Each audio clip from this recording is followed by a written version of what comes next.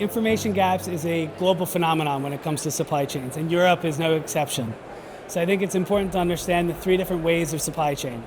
You have the flow of physical goods, which usually flow from left to right, and you have the flow of money, which usually goes backwards in the supply chain. But then you have the flow of information, which typically goes in both directions.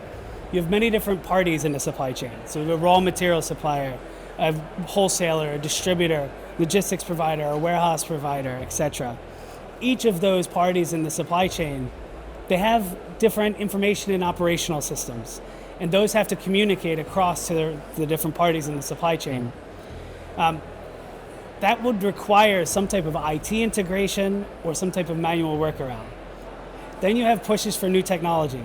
So this new technology is going to have a high dollar investment, and each of the different parties in the supply chain are going to be willing or not willing to invest in those new technologies.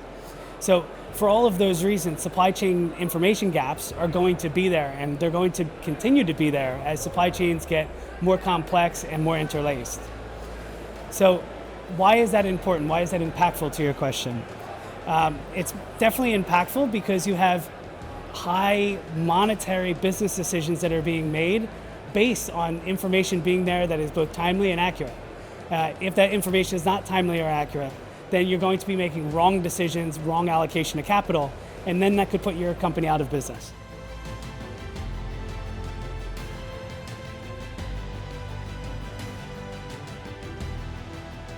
It's extremely important to have both resilient and agile supply chains. If the last few years of supply chain disruptions like the Red Sea, the Suez Canal, COVID, port closures, if they're any indication, is that supply chain disruptions are here and they're here to stay. What's most important for a company is to understand the degree and duration of these supply chain disruptions. The best-in-class companies are those that are able to forecast those accurately. So for example, if I have one truck that I can accurately forecast is going to be missing its appointment on Monday, you don't want to spend your time on that. If I have 100 containers over the next 2 weeks that are going to be disrupted by a port closure in Rotterdam, that is where I want to spend my time. And the best-in-class companies, they form strong supply chain, partnerships that are able to accurately forecast the degree and duration of issues and come up with strategic ways to handle them.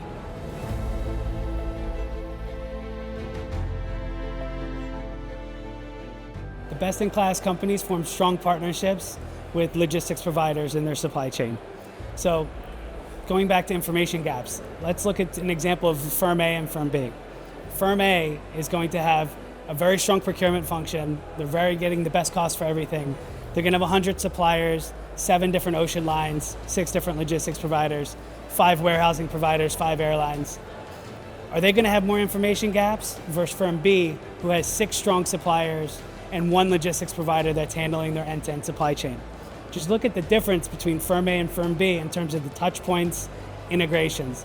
Clearly firm B is going to have less information gaps. Let's look at supply chains being both resilient and agile. Firm A, with all of those different supplier relationships, are they going to be more resilient and agile versus firm B?